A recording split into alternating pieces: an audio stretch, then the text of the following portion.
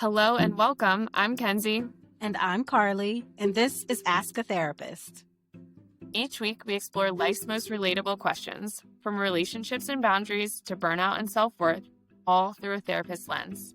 We're licensed therapists, but this isn't therapy.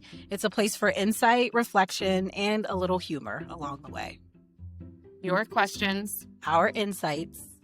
Ask a Therapist. This podcast is intended for entertainment and educational purposes only. The content shared should not be considered a substitute for professional mental health care, diagnosis, or treatment. We strongly encourage listeners to seek help from a licensed mental health professional for any personal or psychological concerns.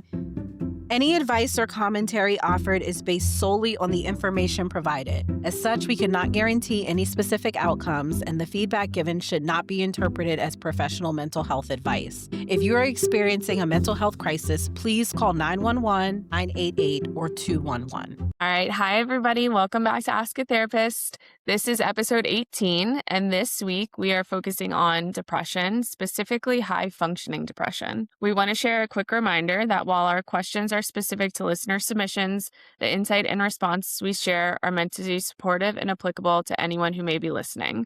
So please tune in, and if you're experiencing any of these same feelings, please know you don't have to navigate them alone. We're excited to explore this with you all, so let's get started. Carli, I've got our icebreaker for this week, and it is just like a silly, fun, easy one. But would you rather give up alcohol or coffee for the rest of your life? The rest of my life, my answer probably would have been very different in my early 20s, let me just say. But today, I would absolutely, hands down, 17 times over, give up alcohol versus coffee.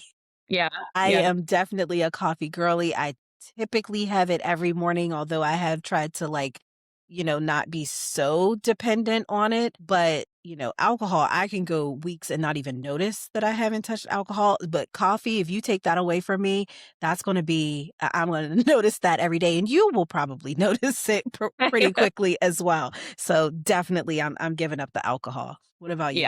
Yeah. Well, this question's a little bit tough for me. I don't drink coffee. I don't drink tea. I don't drink any kind of caffeine. Not because I'm like, oh, I don't want caffeine.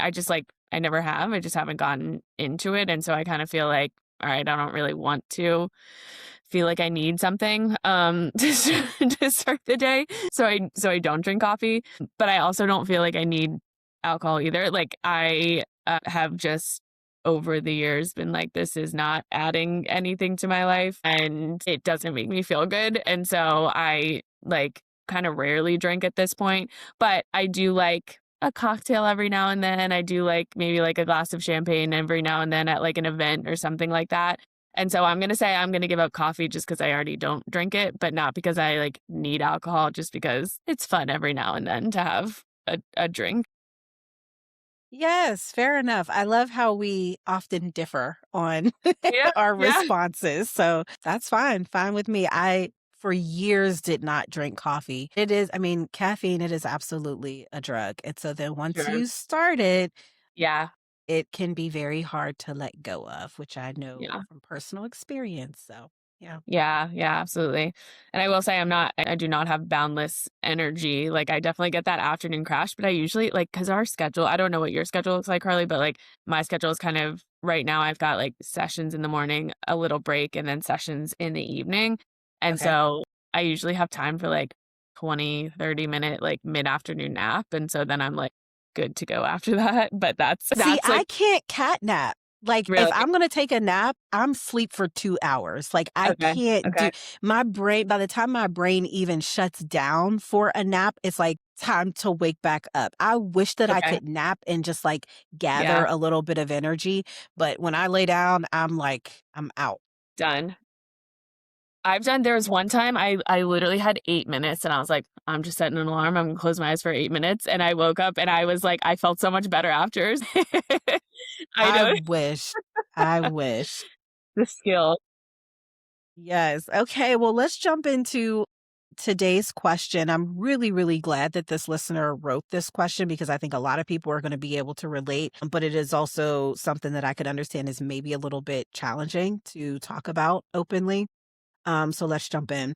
It says, "Hi, Kenzie and Carli. I've been thinking about writing this letter for a while now, but the voice in my head tells me no one wants to hear me complain and no one cares. Today, I don't care, so here it goes. I'm a single man in my 30s. I have a good job in tech, people who depend on me, and from the outside looking in, life probably looks fine. That's part of what makes this hard to explain. People assume being depressed means staying in bed all day. In my case, it looks like doing all the normal things people expect, then going home and feeling empty. I wake up already tired. Simple things like responding to a text, making a decision, etc., can feel overwhelming, so I just avoid it. I wonder why I can't just be grateful and why things seem to bother me more than other men. I don't talk to family about it because they view me as the steady rock who's always there for everybody else. I have friends, but bringing this up while we watch the game just seems like a downer no one needs. I don't do drugs, I drink socially, and I'm not suicidal. But most days I question if this is just how life is. I tried therapy once in my 20s. Maybe it wasn't a good fit, but I remember feeling like it was a waste of time. The most I took away was that I'm probably depressed. I'm doing my best to keep going, but not sure if that's enough. Even if you don't use this for the show, any advice is appreciated." Man, I first just want to say thank you to this listener for your vulnerability, for submitting this, challenging yourself, it sounds like, in a way to push through the like, this might not get used or people might not care about this, because I think that a lot of people, like you said, Carli, are going to relate to this. And I definitely think that people care about it. And so I first just want to acknowledge that. Like, I am happy that we get to talk about this and explore this a little bit. And I also just want to highlight that what you're describing is a very common presentation of depression, especially in men, where, you're functioning, you're being reliable, you're showing up, and you're feeling exhausted and empty and disconnected, and you are holding a lot. And it sounds like you've been holding a lot on your own for a long time. And that's something that I kind of touched on and we can get into a little bit more. But Carli, what are your initial thoughts? Yeah, so I was so glad to hear this letter, obviously not because the listener sounds to be in pain, but I think this is so much more common than anyone might realize. And it does make me think about the privilege that like we have as women, because just even the idea that someone would care that you're feeling depressed, I don't feel quite as maybe disconnected from the idea that someone would care about that. And I can imagine that as a man, there's so much conditioning, probably from the time that he was a young kid, of just like, don't cry, like the emotions, and they're not really validated in young boys or teenage boys for that matter. Yeah. So it makes me just think like this impression that he has that nobody wants to hear him complain and he just kind of needs to keep going just kind of shows the value that we place on like production and like being providers and a sense of security for men, but like not quite as much value on their emotional experience and their mental health and well-being. And so I love the courage that it took to write this letter. And I guarantee you, you're not alone in this. Yeah, absolutely. I think we talked about it in a previous episode, but like sometimes you just get like a sense of like a feeling that comes from some of these letters. And I think that one of the feelings that came from this letter for me was this idea of like a little bit of like resigned defeat of like, which again makes sense. Like you have been holding on to this on your own for so long, and there might be a little bit of a lack of faith of like, people don't care about this. I can't turn to anybody for this. I don't know that it's going to get like quote unquote better. And for whatever reason, I don't think that the listener said this specifically, but it's kind of the sense or the feeling that I got from the question. And so I ran with that a little bit of this idea of what does better look like? You're showing up, you're doing all of these things, and you're just feeling so empty. And so I wanted to say like, when someone goes through this for so long, it can be hard to have hope for change. It can be hard to feel like to want to expect anything to get better and then be let down. And so it can feel safer to just kind of accept like, this is the way that things are. And I'm gonna keep it to myself, because if I open up and people and I'm a burden to people, or people don't respond in the way that I want to, or I go to therapy and it's not what I'm hoping to get out of it, like that feels more like a letdown. But I am wondering if there's a little bit of an opportunity to like redefine that so it doesn't feel like such a challenge to your safety and security. And so that can look like, can you approach how you're feeling? And instead of saying like, you wake up tired, and instead of saying like, I should be grateful, that's something that was put in there. Like, I should be grateful, or I should be waking up and feeling like so happy and so excited to go to work, or I should be able to be this rock for my family and not have to like put anything on them or feel any of these negative emotions or feelings. Can you reframe that? Can you change that in a little way where it's just a little bit easier?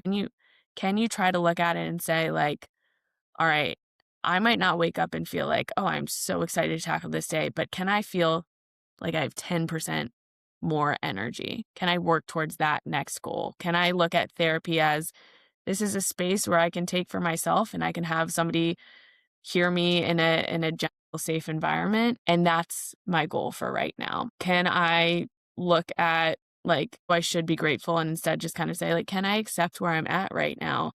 And that opens the door for some of these bigger steps for allowing a little bit more hope in a safe way. I'm not sure if that makes complete sense. Carli, what are your thoughts on that? Yeah, no, I think it does make sense. I like the idea of kind of breaking down the goal a little bit and like making it more attainable. It also, so I'm jumping back here just a little bit, but I'm thinking about his experience in therapy and feeling like it didn't do much for him. And so feeling like a little bit discouraged about it. And I really empathize with that because not everyone has great experiences in therapy. I wish that were not the case. And so part of me just wants to encourage the possibility that like you could have a different experience, maybe a different therapist, maybe you're in a different space in your life. One of the areas where therapy has helped me personally is in understanding the value of emotions. So, I hear the listener saying like, well, on paper, I have all the things. I have the job, I have people in my life.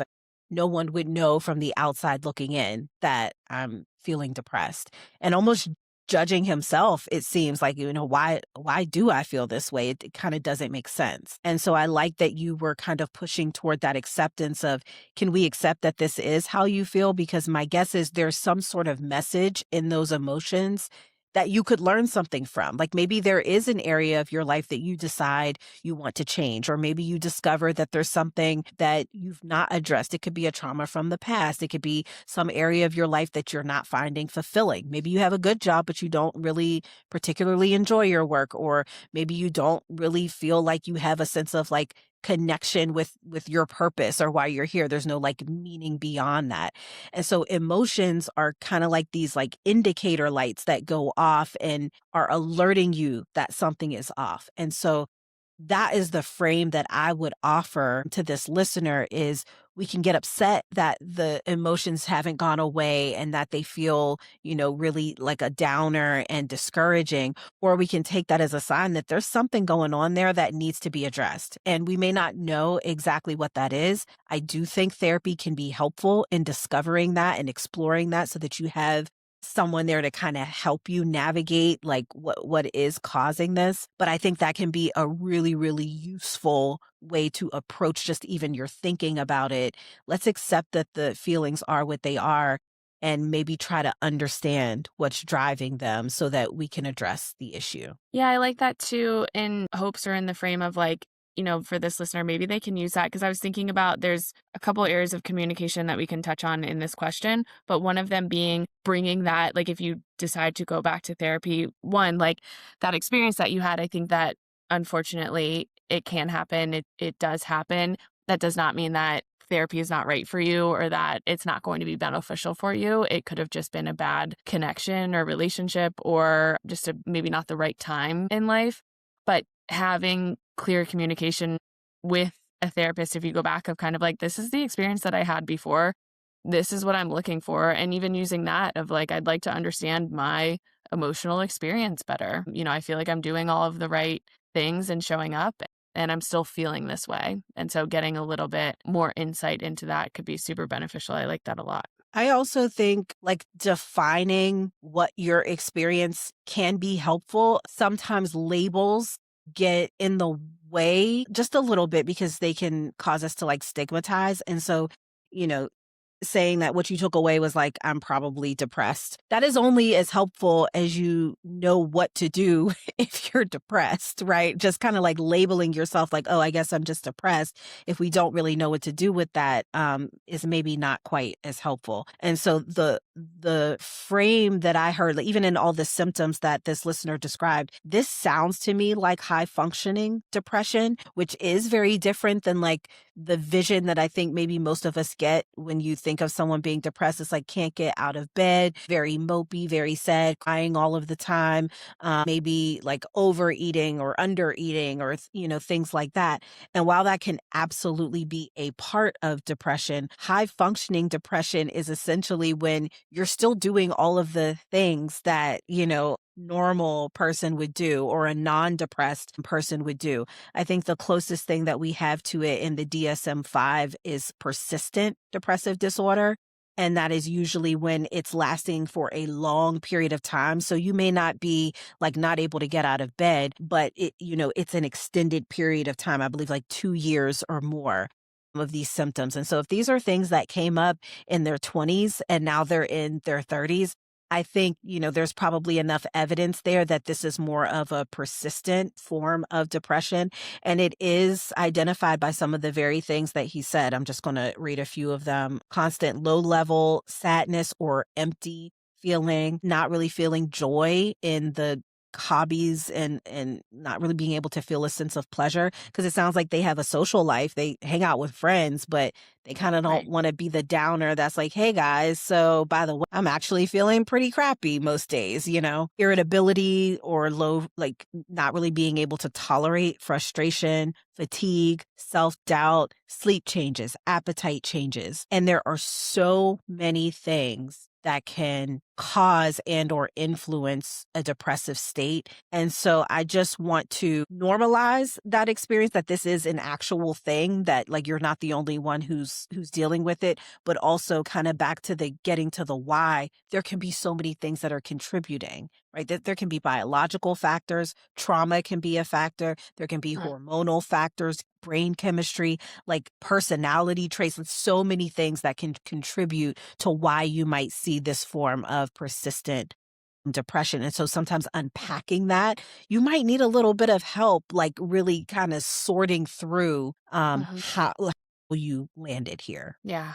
Yeah, absolutely. I'd love to talk about like how to go about that, because if you have been dealing with this on your own for so long, it can feel really scary to address it, to ask for help around it. There's I think that both of us are pointing towards like working with a professional, working with a therapist could be really beneficial here, which, could look like just trying to find somebody working on getting an initial consultation to be able to work with someone and address this. But I also want to touch on like this sense of isolation with these feelings. There is wanting to be the rock for a family, not wanting to like bring people down while watching a game. And so I think that there are some things that I thought about were some like practical steps that you can take to open up about this in a way that doesn't feel like it's going against a part of your identity. So something that I had mentioned or had written down, it does seem like there's an element of being vulnerable that challenges a sense of identity, either as a man or the rock of the family. And so I wanted to highlight some ways that they could open themselves up to support without it feeling like they're emotionally unloading or in a way that feels uncomfortable. And so that can be like information sharing. It doesn't have to be emotional unloading. It can be something to the point of saying like, yeah, things are feeling pretty hard right now. Like I've got a lot that's going on. It can be short, it can be concise, it can be to the point, it can be one sentence. You can put up boundaries around it. You can say, I'm okay, I'm figuring it out. I just wanted to be honest about it. And that gives you a little bit of space to open up and to share without feeling like this is too much. I'm asking too much. This feels too much, too fast. This is too hard. It can be a small step into opening up to somebody that can help get some of those needs met without it feeling like so foreign to what you're used to. Yeah, I really like that, because one of the initial things that I'm probably going to talk to every client about at some point, there's typically like 4 core areas that I'm going to encourage you to look at. And that sense of connection or your relationships is absolutely one of them. It's a critical piece of just health in general. People, Yeah. we are social beings. We are meant to be connected to other human beings. Of course, because of differences in like personality and preference, you may not, some people may like having like a lot of friends and a lot of support and like talking and opening up a lot. And other people may just have like a small circle. But feeling like you are not alone in this world and someone sees you and understands you is a very, very important part of just mental health in general. Yeah. So I see that as one of the 4 prongs that is like essential to just health and wellness. Yeah. The other ones are relatively simple and they are things that you can, just kind of take a look at yourself and very practical. It is your diet, your movement, your sleep, and then your relationships, right? So just like even if you're not at a place yet where you're open to trying therapy again, I think that can be a really, really good starting point. It sounds so basic, and that's because it is, but these are key things that have been proven to contribute to just our sense of well-being. Yeah. So how much sleep are you getting? You said you wake up tired. That stood out to me, right? Because are you waking up tired because you're not sleeping well? Are you going to bed really late? Or are you getting like what might be considered an adequate amount of sleep and you're still feeling tired? What type of food are you fueling your body with? Right? Like, are you making decisions that actually help your body to thrive and have energy? And, gut health is so, so critical. But like, what things are you putting into your body that may be contributing to this heaviness and this feeling of isolation and depression versus things that maybe just give you energy, help you to feel lighter? How much movement are you getting? Everybody thinks like going to the gym and that's great, but like walking. And there's so many forms of exercise, right? Like you could pick up a sport, you can play pickup basketball, you can try golf if you have the time for that. Like you can try boxing. Like there's so many different ways to just get movement, but having like that physical exertion of energy absolutely impacts our mood and our like management of these feelings. So just from a basic, like let's kind of go back to the basics. I think looking at those 4 areas, connection and relationships being one of them, is like step 1 of addressing this on your own. Carli, I love that so much. I couldn't agree with that more. Those 4 pillars, like uh, so important. And you're right. Like it feels like it's basic, but people talk about going back to the basics for a reason. Like focus on those basics. Focus on those basics, and then assess, see how you feel, and add on from there if you can, if you want to. But even just hitting those basics can like dramatically improve so much of functioning and well-being. And to that like point of the importance of connection, this comes up all the time, but people sometimes feel like they are protecting other people. Like, I don't want to put something on somebody else. I don't want to be annoying. I don't want to ask too much of somebody. I don't want to be a burden. And something that I just want to remind this listener and other people who are listening to this is honest moments, opening up to somebody, connecting to somebody, they're so rarely seen as burdens, and they were so often seen as connections. Like if you open up to somebody or if somebody opens up to you, you feel a sense of like, they trusted me with something. I feel connected to this person. I feel closer to this person. And so when you do that, when you allow yourself to open up to somebody else, they feel that with you too. So it's that idea in your mind of this is putting too much on somebody, that really is just your own worry or fear being projected. It rarely ever interpreted as that.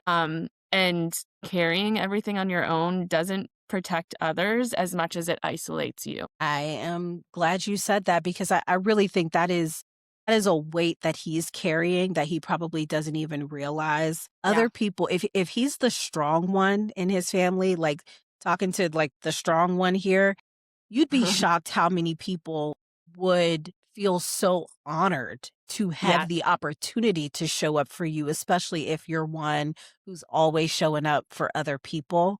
Yeah. And so I would just challenge that idea that no one wants to hear it. No one cares. I'm there for everyone else. I do think finding safe spaces to ask for help, or you don't want to be vulnerable with people who are in a space and have the capacity to hold that for you. Yeah. But I think that he might be surprised by the responses that he receives, especially if he has people in his life who he knows cares about him, that he cares about them. They might actually jump at an opportunity to show up for you in a way Right. that you're not expecting. And just because I want to touch on this, he did say I'm not suicidal. And I appreciate that. Like he's acknowledging it's not at that point, but we don't have to wait until it gets there to address Right. this, right? We want to address this way, way, way before. And Right. so by addressing it before things escalate to the point of a crisis, Yeah. you may actually be like essentially setting yourself up to continue to be a support to others. Like, in other words, if you go down, think about all the people who are connected to you that you care about, who rely on you, who then have to kind of figure things out without you. And so, even if you have to do it from a space of, I need to take care of myself so that I can be there for others, let's use that, right? Because we don't want to wait until it gets to a point that it almost can't be reeled back in. Yeah. And then you, as the strong one in the pillar, you fall and everyone connected to you falls. So we want to get at this way before it gets to that point. Right. Yeah, absolutely. I'm glad that you touched on that as well. And I think that that's a good thing for this listener to hear too, is you can address it now. You can open up now. You can ask for help now. And I think that you touched on this too, Carli, but choosing somebody that feels safe, choosing somebody that you feel like is going to be able to hear what you're saying or be there for you in a way that feels safe and supportive. You don't have to open up to everybody. You don't have to open up to everybody all at once. You can choose one person. You can share in a way that you feel comfortable with, even if that's limited. And it might feel nice just to have somebody, even if that person says like, yeah, man, I've been feeling the same way. Or to say like, what is it that you're going through? Or what is it that you're struggling with? Or anything along those lines. If they do open up that door for a little bit more information or a little bit more connection, be prepared for that too. And, know that it's okay to open up a little bit more if you feel like you can. Yeah. Yeah. I think one of my final thoughts is Mhm. like kind of responding to the is this just how life is question. And I want to Yeah, say emphatically no. It certainly doesn't have to be. It sure, is how a lot of people have lived and maybe sure. continue to live their lives, but you can make a different choice. And there's more than one way to go at this. That's why we're talking about like practical things you can do on your own, ways to lean on your community, the consideration of therapy, maybe a conversation with your doctor where like it's possible that medication is would be a helpful tool here. But there is more than one way to approach this or address this. And so I would say like start where you are with whatever you're willing to try. Like, just start, and hopefully you can find almost like that right combination of tools that helps you to carry this load differently, to shift your mentality about it, to change your relationship with your emotions, to understand yourself better, to even understand what is contributing to this. But start where you are with what you are willing to do. And then let's see if we can like build on that. Yeah. Yeah, I love that. And that emphatically no doesn't there's such a sense of hope in that, right? Like there's no kind of like shame in that or not feeling that right now. There is such a sense of hope of it doesn't have to be this way. And so I love that you said that. And the only thing that I want to follow up with and kind of go back to is, at the beginning I was kind of talking about like managing those expectations, trying to make those expectations a little bit smaller so that you can open up the door to some hope. And I just wanted to touch on that. I say that not because you don't deserve this huge transformation or that it won't happen. I say that like start small so that it can give you some space to allow that hope in a safe way so that you can get to that place of saying like, right now it might not feel like you believe that life can look any different or can feel any different, and to go from this place where you feel like this is how I've been functioning for maybe over 10 years at this point to like life looking so different. It can feel like such a leap and such a jump. And so to get comfortable with working on how can I try to just get a little bit better? How can I open myself up a little bit to this? And again, it's not because that big transformation can't or won't happen. It's because it just gives you some space to allow for that hope, and it can create some room for you to keep growing and to keep pursuing and to keep feeling like this is possible for you. Yeah, I love that. And honestly, you don't know how many people you may have helped just by writing this letter. So, offering help to others, not in a way that you've kind of described where you're the rock that everyone leans on, but like creating a safe space for other people to talk about what they're struggling with can actually be incredibly healing. And so I hope even just by writing this letter and the fact that we did use it for the show and so then other people get to hear it, I hope that even gives you a sense of just like hope and not feeling alone and that you've already helped someone just by your bravery. So kudos to you for that. 100 you. If you'd like to hear our thoughts on a topic that matters to you, email your question to info@askatherapistpod.com. We'd also like to hear your thoughts on today's topic. What resonated? What didn't? What did we miss? If you have advice for today's listener, please share it. You may just hear it on a future episode. Follow us on Instagram and TikTok at askatherapist_pod. Emails and DMs are always welcome. Also, if you'd like to connect with me or Kenzie and learn more about the services we offer in our private practices, check the show notes for ways to reach us directly. With that, we're signing off. Thanks for listening, and remember, don't wing it, just ask a therapist. That's it for today's episode. We hope it gave you something to reflect on, or maybe even that aha moment. If so, you know the drill. Rate, review, subscribe, and don't forget to text it to the group chat. Remember, sharing is caring. If you have a question you want us to tackle, big or small, we want to hear it. Email us at info@askatherapistpod.com or slide into our DMs on Instagram at askatherapist_pod. You bring the questions. We'll bring the insight and probably a metaphor or two. This is Ask a Therapist. See you next time.